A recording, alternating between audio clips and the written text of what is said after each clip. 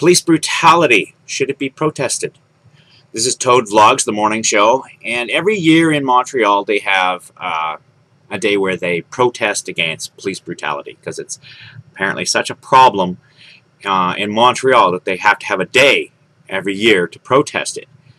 And every year on that day the police infiltrate the protesters and cause trouble to arrest them.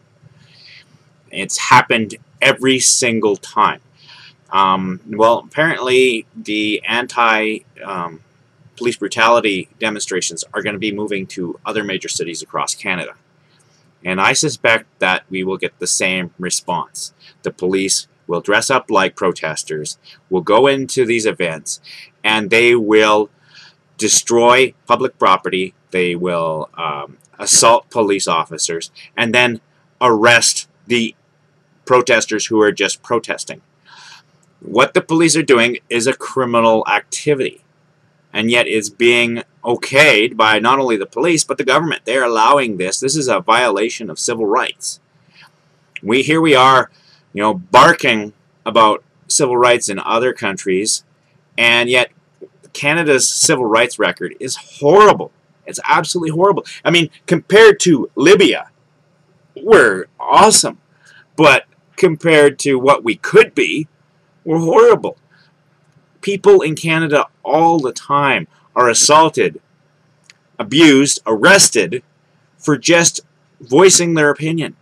It happens all the time. If you're getting enough press, the government will come after you in Canada. They will. And the only thing that can help you is that you've got enough people following you that they don't believe the government reports. Yeah, the G20 is a perfect example. In Toronto, they had the G20 summit, and they had 5,000 police and troops, and they attacked a couple hundred protesters after the police set fire to one of their own police cars. That this is the kind of things that, like, these people were just protesting. They were holding signs, they were chanting, blah, blah, blah. That's their right. They have the right to do that in Canada.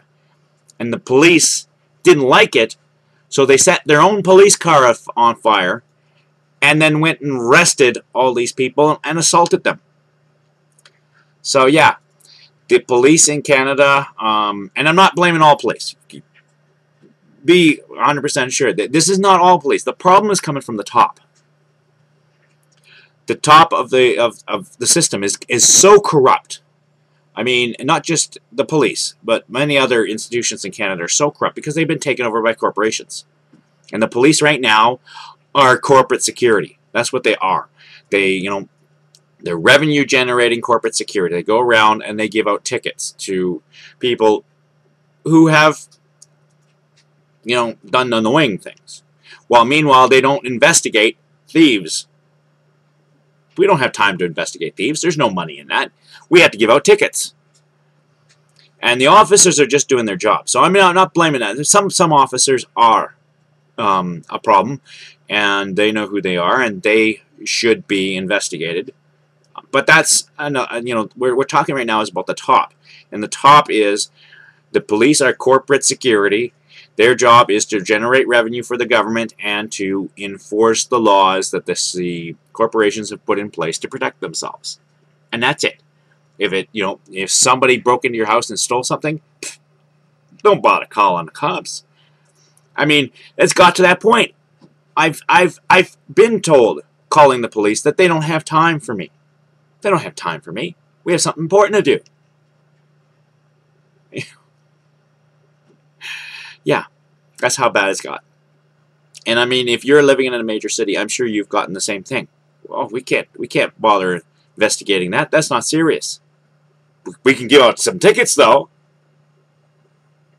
Yeah. So yeah, I don't know what's going to happen with these demonstrations. I'm kind of curious. I'd like to see what's going to happen. But I know one thing: the police are going to infiltrate them, and they're going to cause trouble to arrest these protesters. Talk to you later. Bye-bye.